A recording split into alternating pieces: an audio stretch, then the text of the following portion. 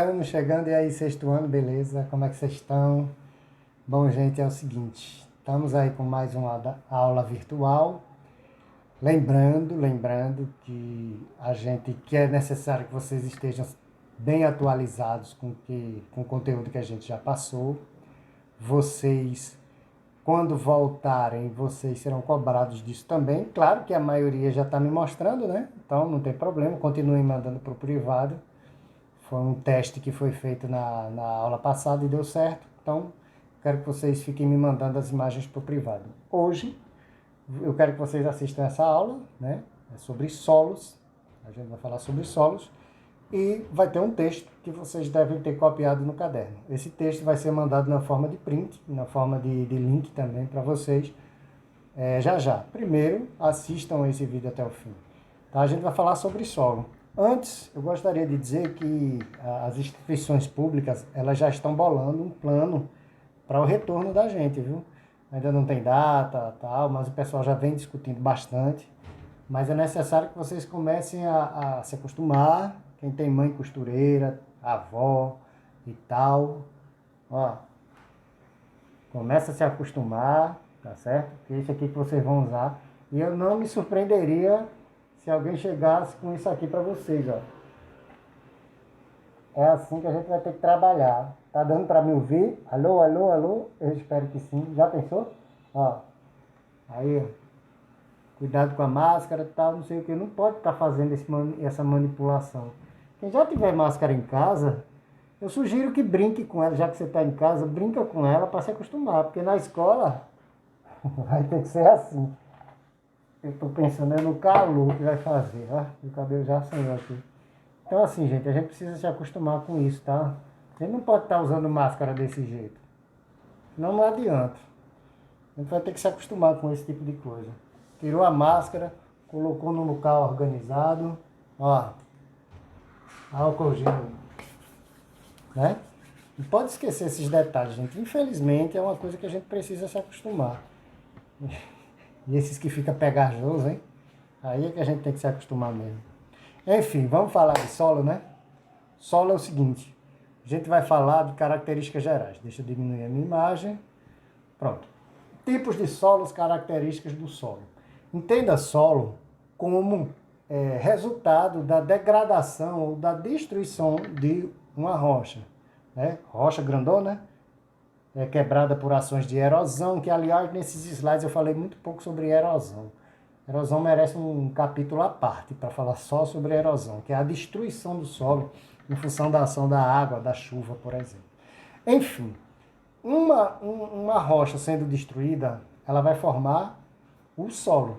E aí, qual é o motivo ou por que uma rocha é destruída? Então, são diversos aspectos como esses que eu estou citando aí. Como temperatura pode destruir uma rocha, tal. Temperatura, professor, como assim? Citar um exemplo. Imagine que existe um prédio e que esse prédio passa por um incêndio. Eu não sei se vocês sabem, mas depois de um incêndio, muitas estruturas são condenadas, ou seja, não dá mais para habitar um prédio que sofreu um incêndio, porque o calor foi tão grande que comprometeu a estrutura do edifício. Então, muitas vezes, depois de um incêndio, alguns prédios são até demolidos. Tem outros que se destroem durante o próprio incêndio. O calor é capaz de destruir e derrubar uma parede. Já pensou? Então, se ele é capaz de derrubar uma parede, ele também é capaz de deteriorar uma rocha para formar solos. Ok? Dando continuidade, de que a gente pode dizer que o solo é composto? Na verdade, é o seguinte, quando a gente diz ele é feito disso ou daquilo, a gente já está pensando na maneira adequada de estudar, certo? Então, eu tenho que analisar que naquele solo existem elementos componentes. Então, eu posso dizer que ele é dividido nisso, naquilo, de acordo com o jeito que eu estou estudando.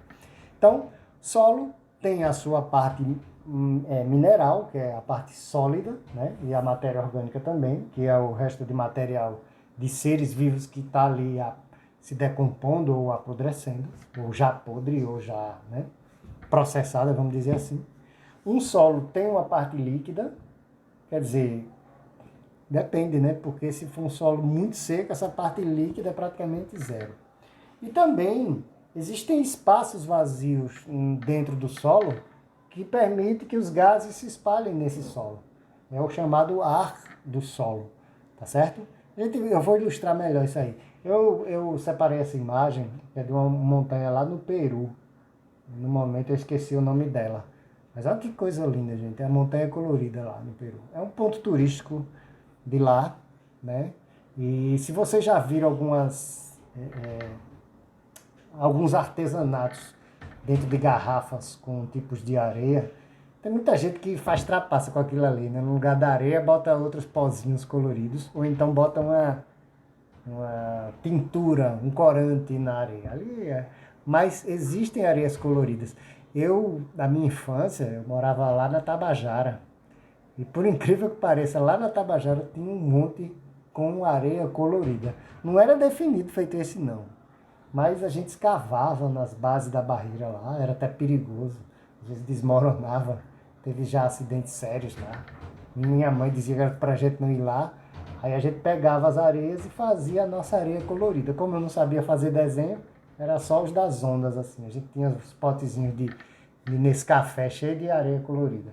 Enfim, por quê? Porque a areia, ou o solo, ele pode ser dividido em estratos de acordo com esses elementos componentes que eu citei aí. Mas vamos falar dos tipos de solo, né? O mais comum para a gente, pelo menos que a gente consegue visualizar no ambiente onde a gente vive, é o solo arenoso. Né? Solo arenoso, areia. Associa as palavras aí. Então, ele tem uma quantidade grande de areia, embora ele não seja só areia. Então, é bem importante que vocês compreendam que o solo arenoso não é apenas esse solo que eu estou ilustrando nessa imagem aí. Existe o solo da praia, que é a areia da praia, mas existe a areia que tinha na frente da escola antes de calçarem a rua, né? Fizeram um calçamento ali e nesse calçamento vocês devem ter percebido que tiraram muita areia dali. Por falar em tirar areia para fazer um calçamento, daqui a pouco eu explico melhor para que e por que isso acontece. Né? Existe também o solo argiloso, esse solo é o solo de barro, é o barro. Ah, professor, mas na frente da escola era barro. Bom, veja só, deixa eu explicar. Para ser considerado um solo argiloso, ele tem que ter um percentual específico de argila na composição, tá certo? E aquele solo, o solo comum da nossa região aqui, litorânea, perto da praia, é um solo que não tem essa quantidade toda de argila. Embora pareça um barro, embora a gente chame até de barro, não é considerado um solo argiloso apenas pelas quantidades, tá certo? Mas também tem argila ali presente, tá? Eu me lembro que na Tabajara, mais uma vez, que a rua não era calçada na época, a gente também pegava a terra, a própria terra ali da rua e fazia bonecos e tal. A gente também mexia muito nisso porque era a base, aquele barro que a gente vê nas barreiras mesmo, barro de barreira. Alô? Mas o que a gente vê é argila, sim. Mas a partir do momento que a gente degrada o ambiente, a gente vai deixando uma quantidade pouca de argila, uma quantidade grande de areia, consequentemente ele é chamado de solo arenoso. Aquele da frente do Carlos Wilson, por exemplo, tá nesse... E o de dentro da escola também, que dali dá para plantar, porque tem ainda um pouquinho de matéria orgânica, né? Mas é também considerado um solo arenoso, né? Apesar de ter embaixo uma quantidade grande de argila. Embaixo deve ter argila ali, viu? Bom, aí eu estou fazendo uma ilustraçãozinha apenas para a demonstração, que nesse caso aí é um bloco, né, de argila, que embaixo está parecendo uma areiazinha moldadinha, mas seria um bloco de argila. Bom, finalmente o solo orgânico é aquele solo onde a gente deve plantar. Eu não sei se foi um aluno do 6º ano, ou se foi do 7º ano, que me perguntou se dava para plantar em areia de construção, né? Areia lavada, gente, o nome já está dizendo, areia lavada. Se você pegar essa areia preta, não sei se vocês já viram assim, tipo um canteiro, que ele fica localizado perto de uma pingueira. Se você observar o local onde o pingo bate, é uma areia bem transparentezinha. Por quê? Porque a matéria orgânica e todo esse material que dá a cor preta a essa areia foi, vamos dizer assim, lavado. Foi tirado dali, ficou só a areia. Então, a areia de construção, ela é uma areia pobre em nutrientes. Então ela não é muito adequada para plantar, não. Se você adicionar nutrientes nela, aí sim, tá? E por que que a areia de construção ela é pobre? É porque para ela reagir com cimento, se tiver algum pedreiro aí também já pode esclarecer para o seu filho, né? Seu neto, enfim.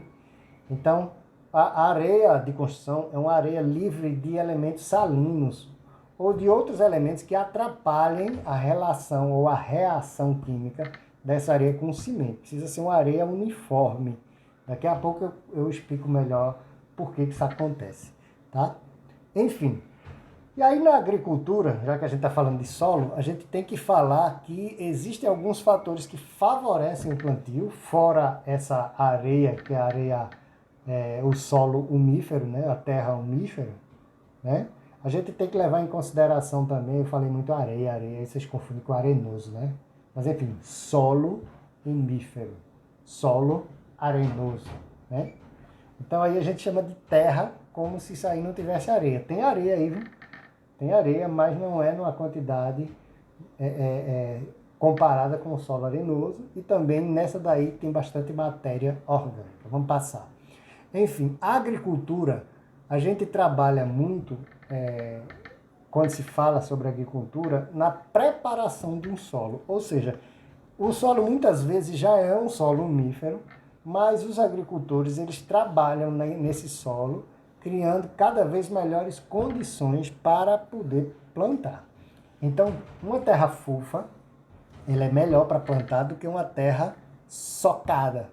Daí se usa o processo de aração, que consiste em deixar a terra fofa, afofar a terra. A adubação é você adicionar mais matéria orgânica nesse solo, deixar ele mais umífero ainda.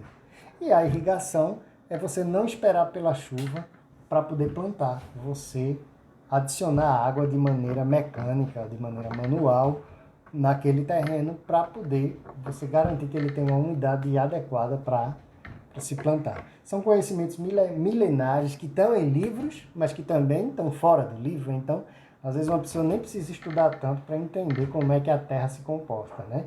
Então, eu mesmo, que estudei biologia bastante, que continuo estudando, mas muitas vezes eu não me atrevo a conversar sobre agricultura com um agricultor, que é o cara que está vivenciando isso todo dia. Inclusive, eu estou fazendo uma experiência de plantio aqui em casa, que eu não sei se vai dar certo, que eu estou tentando plantar acerola. Na próxima aula, talvez, eu mostre isso para vocês. Enfim, e também, do mesmo jeito que se consegue tratar bem o solo, também pode se tratar mal o solo, que a gente vai falar depois. Bom, falando em aração, se vocês observarem, esse agricultor aí, ele está usando um equipamento, parece um carro de mão sem roda. Tá? Tem a parte de trás, ele suspende, a parte da frente é uma espécie de gancho, sei lá, me fugiu a palavra agora. Mas ele vai cavando e abrindo o solo. Tem vários equipamentos agrícolas, evidentemente. Mas tem o de aração, que é a charrua, que ele vai revolvendo o solo. E tem outro que ele vai abrindo covas no solo para poder depois botar a semente. Tá certo? Eu estou fazendo a ilustração de um equipamento aí para isso, de uso eu não diria de uso manual, porque ele precisa de uma tração, que essa tração pode ser uma motoca, pode ser um cavalo, pode ser um boi, como foi visto na ilustração anterior, né, uma vaca, enfim. E o cara vai ali guiando, né, nessa espécie de guidão aí, desse equipamento. Né? Claro que as máquinas agrícolas, elas vieram para que a gente chama de mecanizar a agricultura, que termina aumentando a produção. Você comparar o que um trator desse pode fazer com essa maquinaria toda atrás, do que o que um cara pode fazer sozinho, realmente não tem comparação, né? Imagine na larga produção. Isso aqui a gente vê pouco por aqui pelo Nordeste, é mais no Centro-Oeste, porque são terrenos mais planos. Aí dá para usar esses equipamentos muito largos para plantação de milho, plantação de soja, de feijão. É muito no Centro-Oeste. Olha a largura dessa bicha, rapaz. Imagine isso aí. Preparando, ela dá 2 voltas, já completa o terreno. Mas é porque essa foto está mostrando só o equipamento, não está mostrando o terreno, para vocês terem noção do tamanho de uma fazenda de produção de grãos no Centro-Oeste. É muito grande. Tá? Enfim, continuando. Esse tipo de procedimento em larga escala, ilustrado pela última imagem aí, ele pode causar um empobrecimento do solo, tá certo? Então deixa o solo com pouca capacidade de plantio, ele se torna infértil, tá certo? Queimada faz isso, desmatamento faz isso, a mineração também destrói muito solo e tal. Eu vou falar sobre a mineração no fim do vídeo, tá? Mas no geral é assim, a agricultura feita em larga escala, ela é vantajosa para produzir alimento. Mas dependendo da forma, com o uso de agrotóxicos e tal, ela pode ser altamente prejudicial ao solo, além de ser prejudicial para a gente também. E aí o solo vai ficando deteriorado, pobre, e aí não se cria uma condição adequada de plantio, ele fica ruim para se plantar. Essa imagem ilustra um terreno meio que abandonado. Se eu quiser plantar no terreno desse, eu vou ter que gastar muito dinheiro para poder preparar o solo, adicionando fertilizante, adicionando humo, adicionando adubo, para poder ele ficar bonzinho para se plantar. Deixando ele plano, porque isso aí já foi um fenômeno de erosão que já destruiu um pouco, enfim. Certo? Bom, as partes do solo, tá perto do fim já, viu, gente? As partes do solo são as profundidades diferentes que a gente pode ver no solo, que a gente chama de horizontes. Quanto mais profundo a gente desce, mais perto da rocha que originou aquele solo a gente fica, né? Então, a gente consegue ver nessa ilustração aí, que está pequena, mas dá para perceber bem, que existem cores diferentes desse solo. Essa parte mais escura é uma parte mais rica em matéria orgânica, por isso que ela tem uma coloração diferente, porque ela está mais perto das raízes das plantas e tal. Tem matéria orgânica morta, bichos mortos, né? Ali nessa parte mais escurinha, que é essa parte restrita aí, ó. Embaixo dela é o mesmo solo de cima, só que como tem menos matéria orgânica, já não fica da mesma cor, certo? Mais matéria orgânica, mais escuro. Menos matéria orgânica, menos escuro, ok?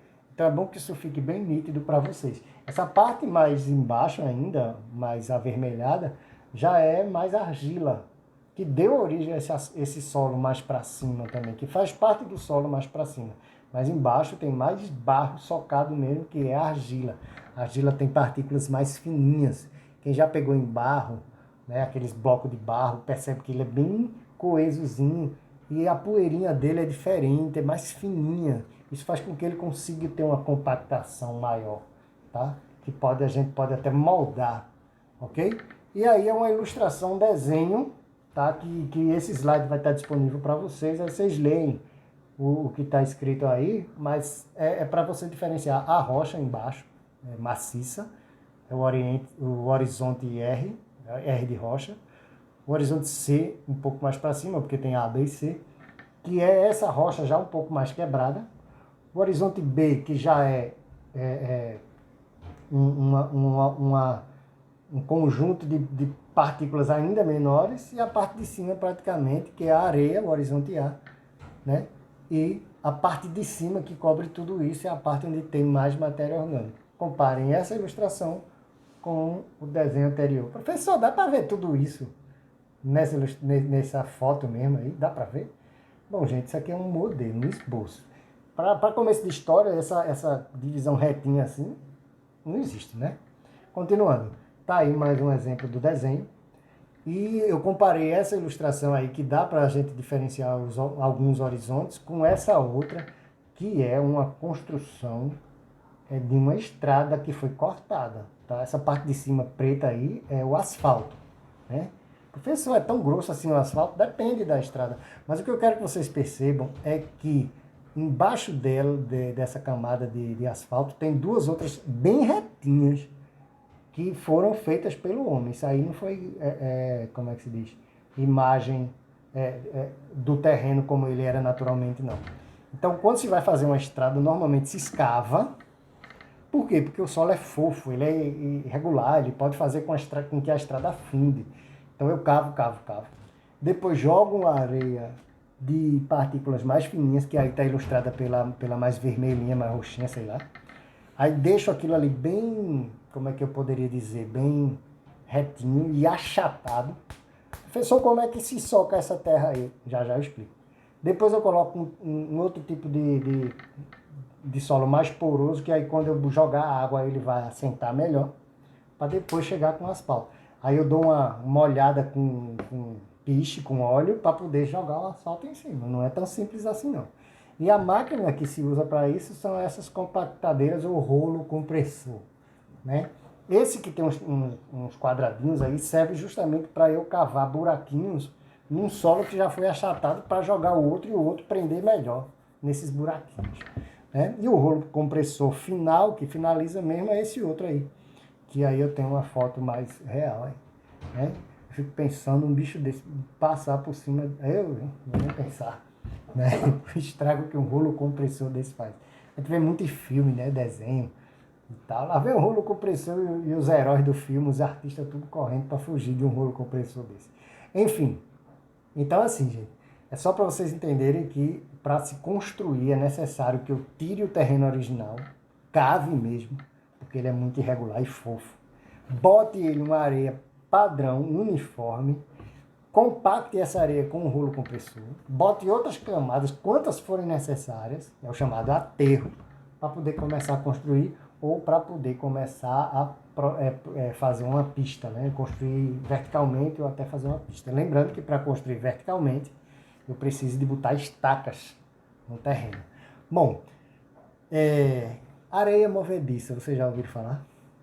É uma areia que afunda. Gente, vê só, essa coisa de afundar é meio relativa. Nos filmes também eles exploram muito isso. O cara vai afundando, tô preso, não sei o que e tal, eu vou morrer, morri. Gente, calma. Isso pode acontecer? Pode. Não significa que você vendo a areia, você tem que sair fugindo, como eu quando tinha 6, 7 anos de idade. Passava lá no Complexo de Salgadinho ali, tinha um coqueiral de Olinda. Aí tinha umas areias ali, eu olhava, ficava com medo, eu achava que aquilo ali era areia movediça. Eu só sosseguei quando eu vi um caminhão fazendo o serviço lá da prefeitura no meio dessa areia, que eu disse, eita, o caminhão não afundou, então... Gente, existem areias que são porosas a ponto de fazer com que o ser humano afunde, mas a água você afunda, né? Uma pessoa que não afunda na água é aquela que sabe o quê? Boiar. E quando você está boiando, normalmente qual é a posição que você fica? Você está assim, normalmente boiando, você fica assim. Então, se uma pessoa começa a afundar nessa posição, numa areia movediça, que existe areia movediça, mas na hora que ela inclina um pouquinho o corpo, ela já consegue se locomover facilmente em cima dessa areia movediça. Eu, quando criança, lá no interior, na cidade de Taquaritinga do Norte, eu brinquei muito numa lama movediça que tinha lá no açude, no fim do sítio lá que a gente tinha. Aí a gente ia para lá, a lama chegava mais ou menos na altura dessa imagem desse camarada aí. Só que o que a gente ia? A gente fazia? A gente, com medo, não sabia a profundidade que a gente podia chegar, não afundava, a gente entrava deitado sobre essa lama, ia deslizando naquela lama preta, brincando lá, fingindo que estava nadando e deslizando nessa lama mesmo. Então, assim, a gente não vai afundar totalmente na areia a ponto de morrer, feita essa ilustração dessa menina, que é uma ilustração de filme, tá? Lembrando que em locais onde tem areia movediça, você geralmente afunda até certo ponto, feito esses camaradas que estão aí, tá? Mas quando você inclina para frente, dá uma inclinação para trás, você é capaz de sair. Um caso recente de areia, lama movediça. Areia movediça, ela tem água, viu, gente? Ela precisa de água para dar esse efeito movediço. Não é seca, areia seca é difícil você afundar. Mas enfim, na lama movediça, geralmente acontece deslizamentos de barreiras ou rompimento de barreira. E aí sim é extremamente perigoso porque a lama vem rápido, como no desastre de Brumadinho. Não sei se vocês lembram que a barreira que continha resíduos de minério, ou seja, lama, a represa que continha lama simplesmente desmoronou. E aquela lama invadiu a cidade de Brumadinho, matou um bocado de gente, né? E isso aí é uma imagem de uma vítima sendo retirada, não sei se viva ou se morta, mas sendo retirada pelos bombeiros. Observe que uma das pessoas está afundada até a cintura na lama, né? E a outra está praticamente em pé, porque o terreno mais para cá afunda, mais para lá já não afunda. E outra coisa, você consegue caminhar num terreno que afunde, exatamente como esse bombeiro está fazendo aí. Para vocês terem noção da tragédia de Brumadinho, é necessário que vocês vejam imagem, dêem uma pesquisada sobre a tragédia, como aconteceu. Mas só para vocês terem noção do tamanho dela, compare a imagem do bombeiro com a área devastada nesse terreno. Era um riachinho estreito, gente, porque tinha uma barragem lá na frente. Aquilo lá em cima não era a barragem, era uma ponte que foi destruída com a passagem da lama. A força da lama foi tão grande o suficiente para destruir uma ponte, tá? Olha a outra imagem aí, o tamanho do helicóptero. E aí teve uma situação também que eu me lembro, foi de um cara que ele ficou soterrado até essa parte do peito, né? E ele agradece muito. Ficou como esse cara aqui dessa imagem, tá vendo aqui em cima? Ele ficou mais ou menos assim. E ele agradece muito que o socorro chegou logo, porque a pressão da terra no peitoral dele era tão forte que ele não conseguia respirar. Então ele foi ficando sufocado, chegou a desmaiar, mas felizmente ele foi retirado. Conseguiram puxar ele dessa lama e ele conseguiu sobreviver. Bom, gente, ó, eu estou falando sobre solos. Se eu for falar de Brumadinho, a gente vai até amanhã, tá? Eu espero que vocês tenham curtido essa aula, lembrando que no dia de hoje, né, dia 4, o objetivo de vocês é apenas copiar o texto sobre solos. Na semana que vem eu vou ver se eu preparo ou um formulário ou as questões para vocês fazerem no caderno. Se for formulário, vocês saberão na hora, e se for questões no caderno, também vocês fazem na hora, não tem problema nenhum, ok? Eu espero que vocês tenham curtido essa aula, tá? E vou encerrar por aqui. Qualquer dúvida, coloca lá no grupo, fala comigo que eu estou pronto a responder, ok?